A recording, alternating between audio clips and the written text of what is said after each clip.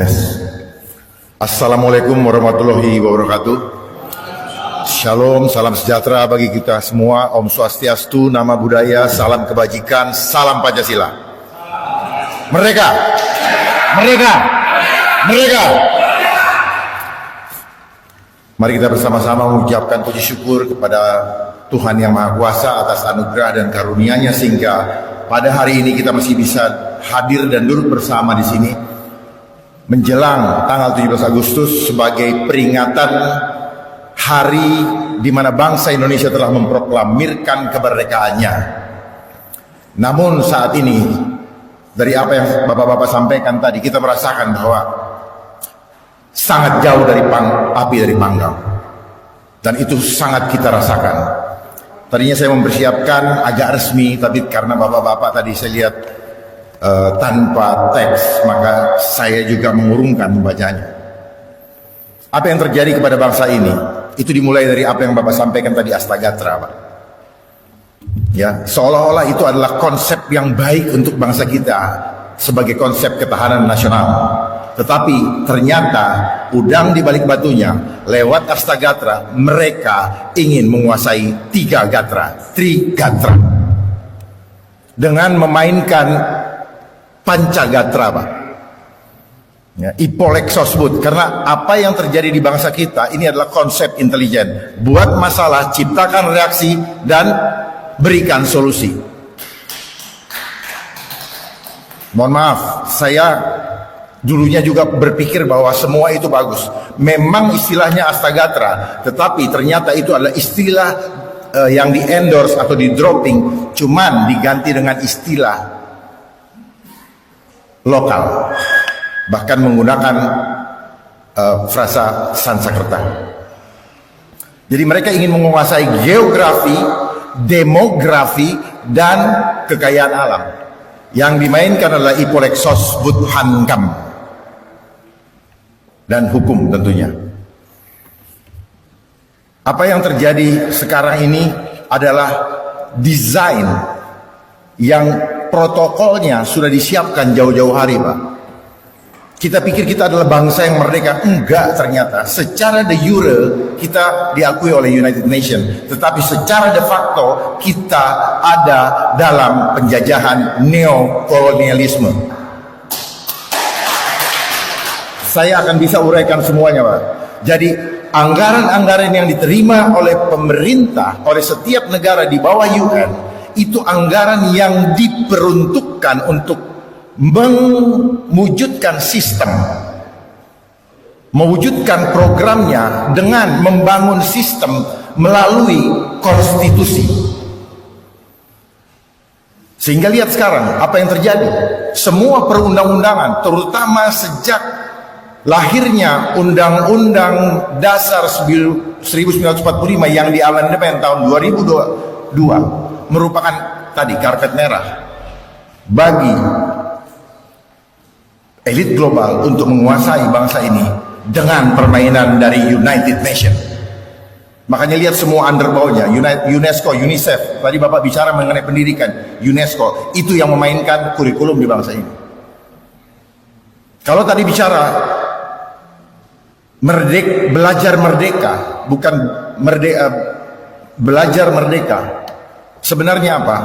Apa yang terjadi dengan mindset kita sehingga pemikiran kita selalu melihat kepada dampak. Tidak pernah kita bicarakan akarnya apa? Akarnya sejak Bapak duduk di SD. Sistem edukasi ini adalah doktrinasi. Pikiran kita diseragamkan semua. Kurikulumnya seragam. Yang ngajar juga nggak tahu apa yang diajar kepada kita itu benar atau tidak. Sadar nggak? Kalau kita bilang kita ini bangsa yang terjajah, kita merasa terintimidasi, kita inferior, itu diciptakan, itu adalah intelligent psychology. Sadar nggak? Itulah permainan alam bawah sadar, makanya kita nggak pernah sadar. Termasuk apa yang disampaikan Bu Tifa. Apa yang terjadi sejak 3 tahun belakangan ini, itu desain yang sebenarnya, yang apa disampaikan Bu Tifa itu 1000% betul. Ini receh, permainan mindset. Ini adalah pertarungan opini. Karena mereka menguasai media, kita berpikir kalau media sudah berbicara, itu adalah kebenaran. Tidak, itu adalah kebohongan yang diciptakan. Hanya mereka tidak pernah berani untuk berdiskusi terbuka tentang hal itu. Mereka kuasai kita dengan perundang-undangan yang lolos karena adanya amandemen Undang-Undang 2002. Saya siap untuk berdiskusi dengan seluruh anak bangsa di sini untuk menyelamatkan bangsa ini. Persoalan di bangsa ini, pemilihan presiden yang akan datang. Kalau beliau-beliau tidak bisa menyelesaikan hutang sebelum membuat program, maka jangan dipilih.